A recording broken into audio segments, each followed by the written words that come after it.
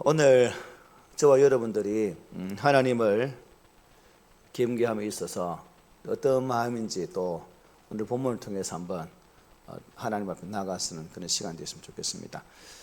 하나님을 찾아 나섰던 한 사람의 이야기가 오늘 본문 이야기 아니죠. 하나님을 알지만 하나님의 계획도 들은 바 있지만 전혀 하나님의 그 암도 들은 바도 삶 속에 적용하지 못했던 그 사람을 향해서 하나님께서 나아가는 그러한 말씀 오늘 본문입니다. 저와 여러분들이 삶을 살아감에 있어서도 그렇죠.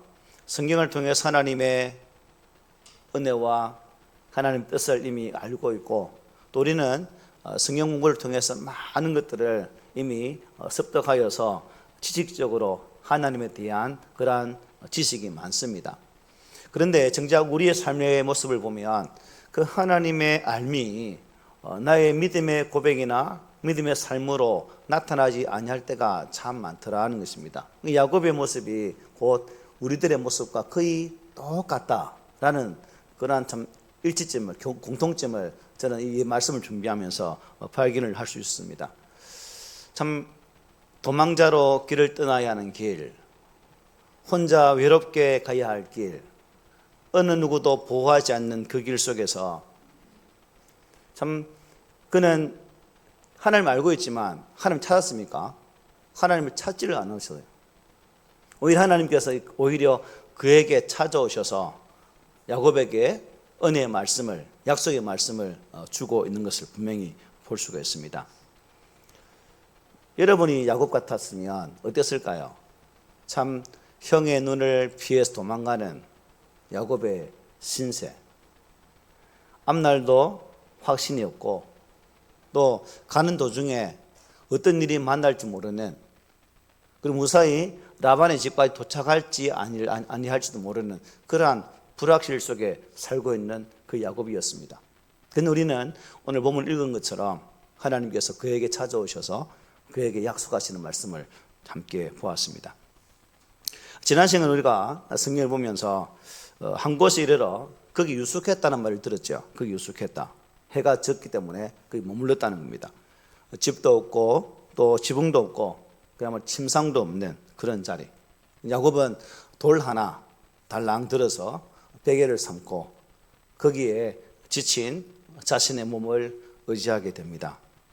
그리고 그 캄캄한 밤속에 외롭게 깊은 잠속으로 이제 들어가려고 하는 찰나입니다. 하나님 약속 안에 태어났지만 하나님의 임재를 전혀 느끼지 못하는 야곱, 하나님 뜻을 말로는 알지만 삶으로는 전혀 신뢰하지 못했던 삶을 살았던 이 야곱. 야곱은 그날 밤에 하나님을 잃어버린 채 살아가는 우리처럼, 한 명의 성도처럼 그렇게 잘 보여주고 있습니다. 여러분, 이 장면을 보면서 이게 야곱만의 모습이다라고 말할 수 있을까요? 그렇진 않겠죠.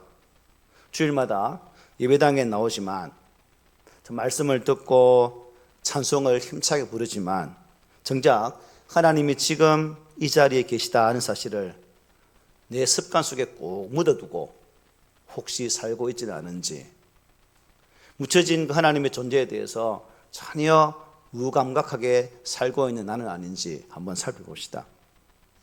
야곱이 맞이한 그 밤은 야곱에게는 여러분 평범한 밤은 아니었죠.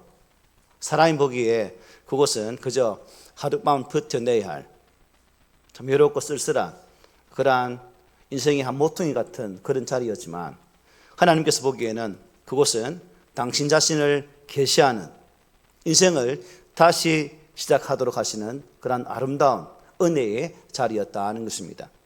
야곱이 하나님을 찾은 것이 아니죠. 하나님께서 야곱을 찾아가 주셨습니다. 야곱이 준비되었기 때문에 하나님 가신 것이 아니라 야곱이 가장 연약한 때에 하나님은 그를 만나 주셨다는 거죠. 여러분, 이 대목에서 우리는 어떻습니까? 내가 살아오는 믿음의 인생길을 걸어가면서 하나님이 나에게 찾아오셔서 사랑하는 누구야 누구야 부르는 그때는 여러분은 언제였습니까? 한번 곰곰이 한번 생각해 보십시오. 우리가 지난주에 본 것이 무엇입니까? 하나님이 이런 야곱에게 찾아오셔서 하늘과 땅을 잇는 사닥다리의 모습을 보여주셨죠. 그것이 바로 베델의 은혜였다는 거죠. 이 은혜의 핵심은 어떻게 하든지 좀 더 많이 차지하고 좀 더 많이 쟁취하려고 했던 야곱에게, 야, 너의 인생은 네가 차지하는 것이 아니라 내가 주는, 내가 베푸는 그런 인생이 되어야 많이 차지해 라는 그런 은혜 말씀을 주셨죠. 그래서 13절이었죠. 지난 시간에 이런 말씀했습니다. 내가 누워있는 땅을 내가 너와 내 자손에게 주리니 라고 말씀하셨어요. 야, 네가 차지하는 것이 아니라 내가 준다 하는 말씀이죠. 내가 준다. 그리고 15절에 이런 말씀했습니다. 내가 너와 함께 있어 네가 어디로 가든지 너를 지키며 너를 이끌어 이 땅으로 돌아오게 할지라 내가 네게 허락한 것을 다 이루기까지 너를 떠나지 아니하리라고. 이게 떠나지 않는 것이 베델의 은혜였습니다. 하나님은 스스로 자기를 추방해버린 가나안 땅을 그와 그의 자손에게 주겠다고 약속하셨어요. 그리고 14절에 이렇게 말합니다. 땅의 모든 족속이 그와 함께 그의 자손을 통해서 복을 받을 것이다라고 말씀해 주셨습니다. 자, 그가 쓰러져서 여러분 잠들어 있었던 바로 그 땅으로 다시 돌아오게 하겠다는 약속이죠. 약속을 아주 완벽하게 다 이룰 때까지 내가 너를 절대로 떠나지 아니하겠다라는 약속도 함께 주셨습니다. 야곱이 구했습니까? 아니죠. 그가 구하지 않았습니다. 아니, 현재 이 상황에서 구할 수도 없죠. 그냥 지쳐 쓰러지는, 그냥 한 밤만 잘 버티면 새로운 해가 뜨면 또 가야 할 그 인생길입니다. 그럼에도 불구하고 야곱에 찾아오셔서 바랄 수도 없었던 그 놀라운 뜻과 계획을 일방적으로 누구에게? 야곱에게 하나님이 주시게 된 거죠. 우리가 받은 구원도 그렇죠. 하나님의 일방적인 은혜입니다. 우리의 어떤 노력도 우리의 선함이 아니라 우리의 완벽한 인생의 그러한 모습이 아니라 그냥 하나님이 찾아오셔서 우리의 마음의 문을 개방할 때 들어오셔서 우리와 함께 하신 하나님, 그 하나님이 우리에게 찾아오셨다는 거죠. 그런 의미에서 저도 그렇고 여러분도 그렇고 바로 이러한 하나님의 그 베델의 은혜, 만나주시는 하나님, 찾아오시는 하나님, 그리고 약속해 주시는 그 하나님 은혜가 오늘 우리에게 더 절실하다 생각됩니다. 야곱은 이 밤에 자다가 꿈으로 이 은혜를 경험했지만 우리는 어떻습니까? 여러분도 자다가 이 은혜를 경험할까요? 성경의 계시가 완성된 지금은 무엇으로요? 말씀으로 우리에게 찾아오시는 은혜입니다. 말씀으로. 베델의 은혜는 말씀하시는 하나님을 만나는 거예요. 말씀하시는 하나님을. 그래야 이 땅에 차지하는 싸움에서 자유로워질 수가 있는 것입니다. 그래야 속이지 않고 빼앗지 않고 믿음으로 살아낼 수가 있는 거죠. 그래야 아버지가 늙어서 형에게 모든 것을 물려주려 하는 때에도 불안해하지 않는 삶을 살아갈 수가 있는 것입니다. 이 땅의 삶은 경제적인 측면이 참 강하죠. 이 경제적인 체험이 부족하면 왠지 살아가는 것이 많이 불안합니다. 그런데 이 하나님의 은혜를 붙들고 또 야곱이 보여주는 하나님께서 찾아오셔서 베푸신 이 베델의 은혜가 우리 가운데 확신으로 차 있다면 또 그런 것도 견딜 수 있는 그러한 힘이 있지 않겠습니까? 그리고 잠에서 깨어난 야곱의 첫 고백이 무엇이었습니까? 바로 이 고백이었죠. 여호와께서 과연 여기 계시거늘 내가 알지 못하였도다. 내가 알지 못하였도다. 이 고백은 여러분 단순한 놀라는 고백이 아니죠. 이 고백은 인생의 방향이 완전히 바뀌는 고백이고 신앙이 이제 계산에서 뭐로? 신뢰로 바뀌는 순간입니다. 이제는 하나님 앞에서 내가 살겠습니다라는 그러한 결단의 고백이기도 해요. 오늘 우리들은 이 야곱의 고백 앞에서 나 자신의 신앙을 한번 돌아보게 됩니다. 과연 나는 하나님을 알고 있으면서도 이 하나님의 임재를 잊고 살지는 않았는지, 하나님을 믿는다고 하면서도 하나님 없이 계획을 세우고 있지 않았는지 돌아보게 된다는 거죠. 오늘 본문 16절부터 22절까지는 하나님을 만난 한 사람이 어떻게 두려움의 자리에서 예배의 자리로, 그리고 도망자의 삶에서 서운하는 신앙인으로 나가는지를 잘 보여주고 있습니다. 이 시간 야곱이 깨어났던 그 밤처럼 우리의 신앙도 오늘 말씀을 통해 확 깨어지는 그런 은혜가 있기를 소망합니다. 아멘. 자, 야곱의 인생에서 여러분, 이 밤은 어찌 보면 자기 입장에서 보면 외롭고 쓸쓸한 밤이지만 하나님이 찾아오셨기 때문에 더 이상 외로운 밤이 아니죠. 인생의 전환점이 되어진 밤입니다. 그 전환은 외적인 형편의 변화에서 오지 않았죠. 아직도 그는 도망자였고, 아직도 미래가 불투명한 불확실한 삶이었고, 아직도 문제는 전혀 해결되지 않는 그런 삶의 현장에 서 있는 사람이 야곱이었습니다. 그러나 분명히 달라진 것이 하나 있습니다. 뭐가 바뀌었을까요? 야곱의 의식이 점점 바뀌게 되었다는 거죠. 우리 16절 함께 읽어보겠습니다. 시작. 이게 16절 이 말씀이군요. 시작. 야곱이 잠이 깨어 이르되 여호와께서 과연 여기 계시거늘 내가 알지 못하도다. 아멘. 자, 야곱은 잠에서 깨어났지만 사실은 하나님의 임재를 깨닫는 깊은 그 잠에서 깨어난 거죠. 영적으로 깊은 침체에 빠져 있다가 하나님을 비로소 만나는, 팍 깨어지는 그런 순간이라는 겁니다. 여기서 우리가 반드시 붙들어야 할 진리가 있죠. 하나님은 여러분 그전에도 야곱과 계시지 않았나요? 계셨어요. 그죠? 야곱이 깨닫기 전에도, 야곱이 도망치고 있을 때에도, 야곱이 두려움에 잡혀 있을 때에도, 잠들어 있을 때에도 하나님은 이미 그 자리에 함께 어떻게 했다? 계셨어요. 계셨어요. 문제는 이 하나님의 부재가 아니라 야곱의 하나님에 대한 무지죠. 하나님을 알지 못했다는 겁니다. 부모는 내가 알지 못했다고 말하고 있잖아요. 야곱이 지금까지 몰랐던 것이 무엇입니까? 더 많이 차지하고 또 형을 속이고 아버지를 속이고 그 자리에서 그 자리가 바로 하나님 계신 자리였는데 그는 알지 못했다는 거죠. 속이는 자리, 도망치는 자리, 그 모든 자리에도 함께 계셨던 하나님을 야곱은 전혀 몰랐다는 것입니다. 자신의 삶에, 자신의 모든 영역 속에서 모든 부분에, 모든 시간에 하나님이 계시다는 것을 몰랐다는 거죠. 우리는 어떻습니까? 이 고백은 오늘 바로 저와 여러분들의 고백이 될 수 있겠죠. 하나님이 떠나신 것이 아니라 우리가 하나님을 의식하지 않고 살아온 것은 아닐까. 하나님이 일하시지 않는 것이 아니라 우리가 하나님의 손길을 놓치고 있었던 것은 아닐까 라는 거죠. 하나님은 한순간도 사랑하는 당신의 백성들을 떠나지 않으셨습니다. 모든 순간 함께 계셨고 언제나 늘 동행해 주셨습니다. 야곱은 이렇게 복된 사실을 모든 것을 잃고 난 다음에 오로지 외롭게 되어진 그 외로운 밤에 비로소 알게 되었다는 거죠. 도망자의 처지에서. 미리 알았다면 얼마나 좋았겠습니까, 여러분? 미리 알았다면. 우리도 많이 후회하죠. 지나고 나면 그렇지 라고 말할 때가 얼마나 많습니까? 똑같아요, 그죠? 야곱하고.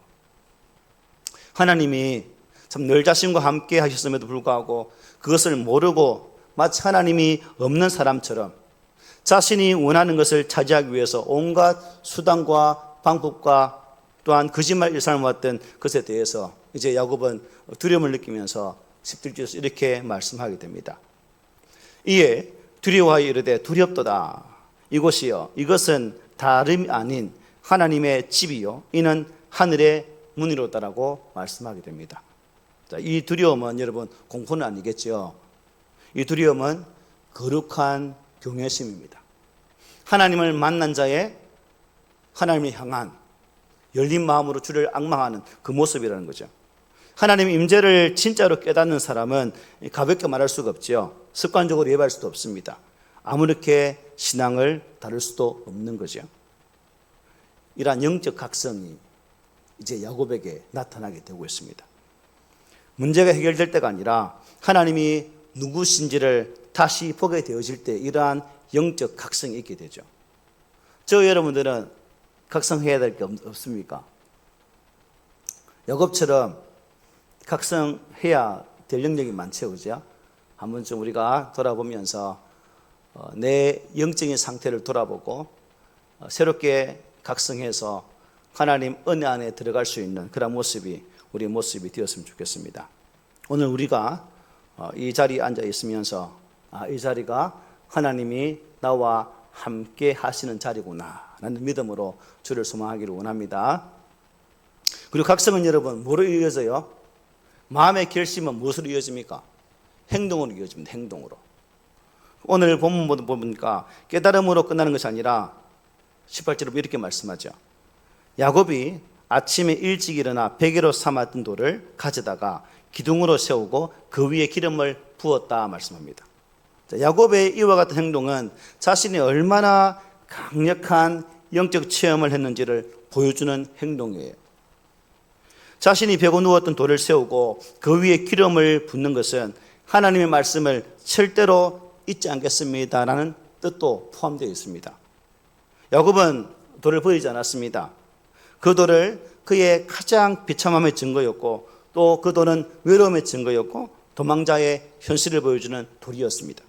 그런 야곱은 그 돌을 예배의 기념비로 세웠다는 사실이죠. 예배의 기념비로. 그리고 그 모든 인식들이 바뀌게 됩니다. 이 고통의 흔적이 뭐로 바뀌는 것일까요? 은혜의 표적으로 바뀌게 되는 것이고 도망자의 자리가 이제 하나님의 집으로 바뀌는 순간입니다. 그리고 우연의 장소가 약속의 장소로 바뀌는 순간입니다. 이것이 여러분 예배의 능력이죠. 저와 여러분들이 이러한 예배를 회복하게 되어질 때에, 즉 하나님을 깊이 알게 되어질 때, 하나님의 은혜를 인식하게 되어질 때에 이러한 변화가, 이러한 바뀜이 나의 삶 속에서도 찾아오게 된다는 사실이죠. 여러분 이러한 은혜가 기다리시지 않습니까? 야곱은 이제 그곳의 이름을 바꾸게 되죠. 19절에 보니까 그곳 이름을 베델이라 하였더라 말합니다. 베델, 하나님의 집이죠. 그곳은 본래 루스였습니다. 아무 의미 없는 장소였다는 거죠. 그러나 하나님을 만난 이후에 그 장소의 정체성이 완전히 바뀌게 됩니다. 장소가 거룩해진 것이 아니라 뭐예요? 하나님을 만났기 때문에 거룩해진 거예요. 저와 여러분도 마찬가지입니다. 여러분은 거룩한 존재 아니에요. 우리는 거룩해질 수가 없어요. 그러나 저와 여러분들 하나님을 만났기 때문에, 그 만남이 있었기 때문에 하나님의 거룩한 백성, 성도가 되지 않았습니까? 거룩한 무리. 예수를 안 만났으면 여러분 성도란 이름을 가질 수 있나요? 없어요. 교회가 교회되는 이유는 건물이 아닙니다. 하나님의 임재의식이 살아있게 되어질 때에 비로소 그것이 교회가 되는 거죠. 예배가 예배되는 이유는 순수가 아니라 하나님의 살아계심을 체험하게 되어질 때입니다. 그래서 오늘 우리의 예배당이, 우리 꿈있는 교회 예배당이 다시 베델이 되기를 원합니다. 그래서 우리가 살아계신 하나님을 만나는 자리가 되어지는 그런 은혜가 있기를 소망합니다.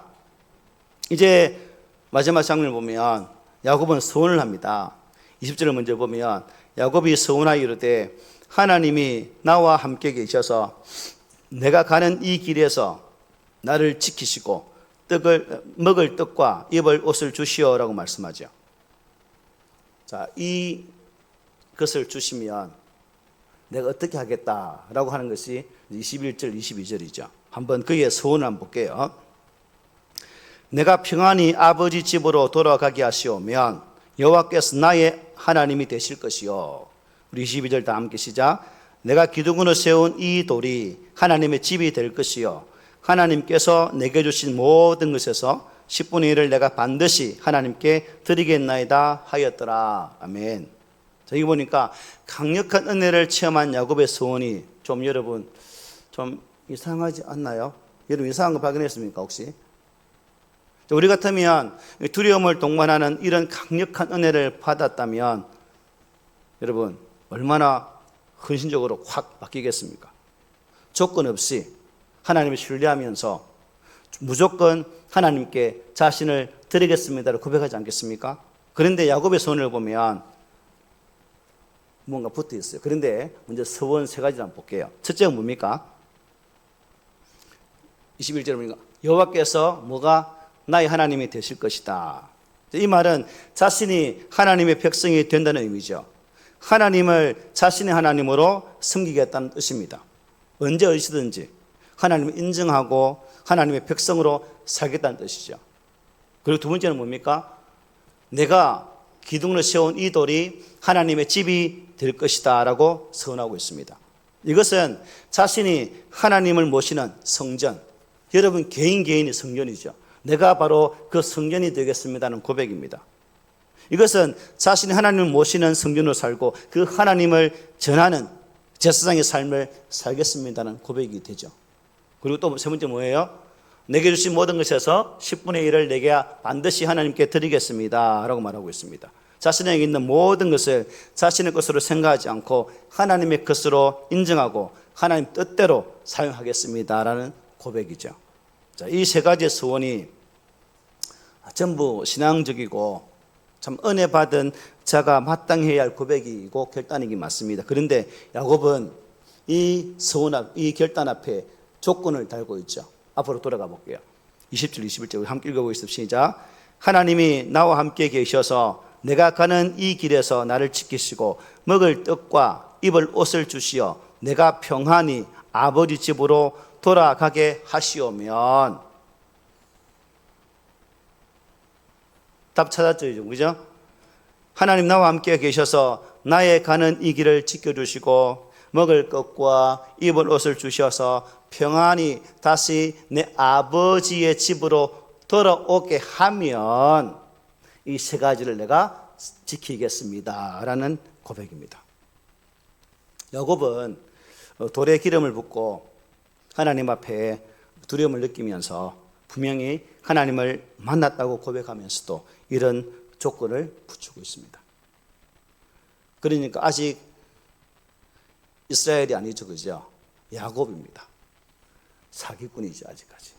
얍삭한 사람.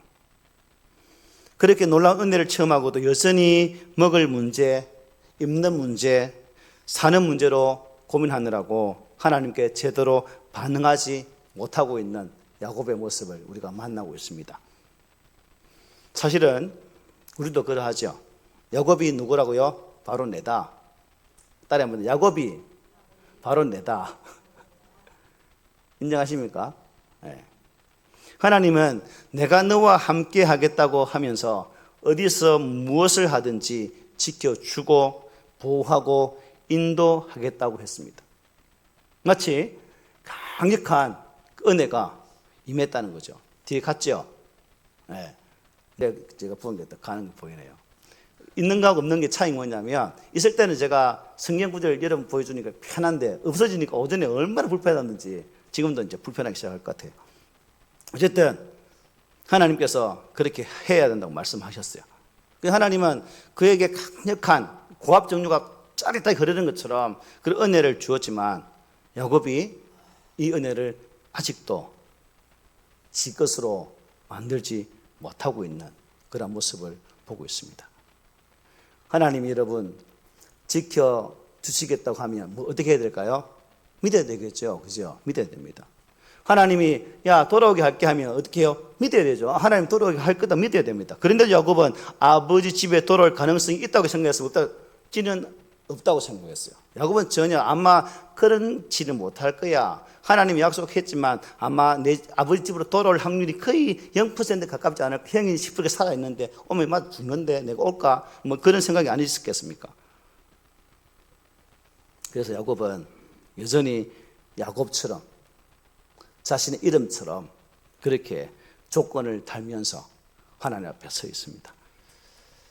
물론 이 땅 살아가면서 걱정 없는 사람이 있습니까? 그죠? 다 걱정하면서 삽니다. 저도 목사이지만 목회 현장에서 참 교회가 이런 모습 저런 모습으로 변화되어지고 그렇게 서갔으면 좋겠다는 그 모습이 있는데 그렇게 보이지 않을 때는 참 많이 심히 고민되고 걱정이 됩니다. 걱정 없는 인생이 없다는 거죠. 그러나 여러분 이 염려를 물리치고 말씀을 믿고 다시 하나님을 신뢰하는 것이 야곱이어야 됐고 바로 우리가 되어야 되는 거죠. 하나님이 그렇게 말씀 앞에 서서 그 말씀이 나를 향한 하나님 약속이라면 그 약속을 믿고자 하는 그 믿음의 의지가 우리 가운데 있어져야 된다는 거죠. 야곱에는 없었고 우리에게도 좀 희미하지 않을까. 하나님이 책임지신다고 하면 책임지십니다. 믿죠, 여러분? 내가 말씀을 붙들면 하나님은 누굴 붙들까요? 나를 붙들어 주셔요. 만약 그렇게 하지 않는다면 하나님을 믿을 이유가 없죠. 그죠? 약속에 대한 반응이 없는 분이라면 믿을 대상이 아니죠. 믿을 이유도 없습니다.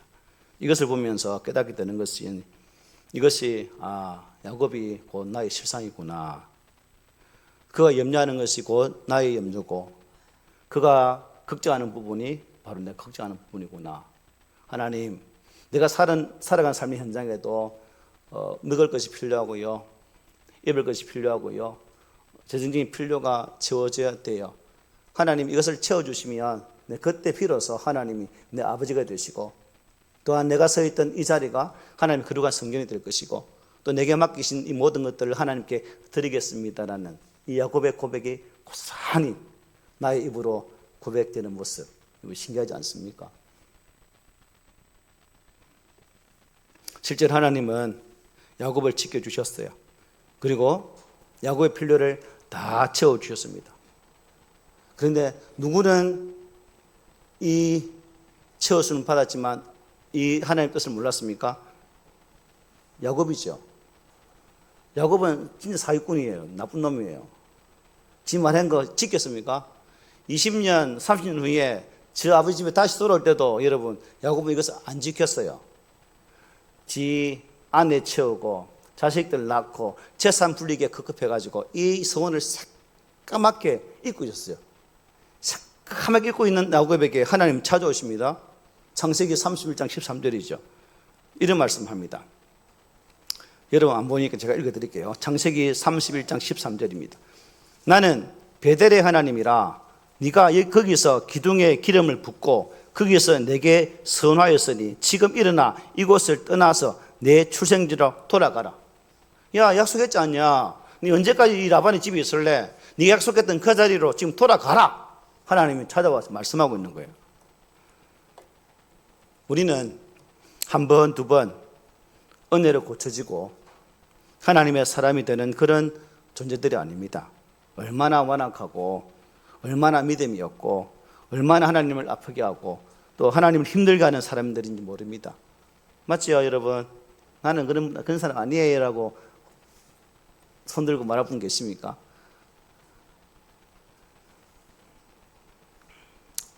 하나님의 인내, 하나님의 사랑, 하나님 능력이 아닌 곳에는 끝까지 야곱으로 남아 있을 수밖에 없는 것이 저와 여러분들의 인생의 삶의 모습입니다. 그래서 자신을 전부 주시는 하나님의 그 거룩한 사랑, 그 십자가의 사랑과 십자가의 능력을 덧입고도 우리는 자주 자신의 생각 속에 빠질 때가 참 많죠. 그리고 저와 여러분만 그런 모습을 가진 것이 아니라 구약 성경에 보여준 이스라엘 백성들 또한 그랬습니다. 하나님이 직접 나타나셔서 역사를 보여주시고 그들의 길을 여셨고 그들의 물을 주셨고 그들에게 입을 것을 주셨고 모든 땅을 주셨지만 이스라엘 백성들은 돌았으면 하나님의 은혜를 새카맣게 까먹는 잊어버리는 자들이었습니다. 여러분, 소원은 하나님을 움직이기 위한 말이 아니라 내 삶의 방향을 하나님께 고정시키는 작업이에요. 뭐라고요? 하나님이 해주세요가 아니라 내 삶을 하나님께 고정시키는 것이라는 거죠. 그래서 이 부분을 우리가 꼭 믿음으로 고백했으면 좋겠습니다. 말씀 맺히겠습니다. 여러분, 오늘 본문은 이렇게 우리에게 질문하고 있습니다.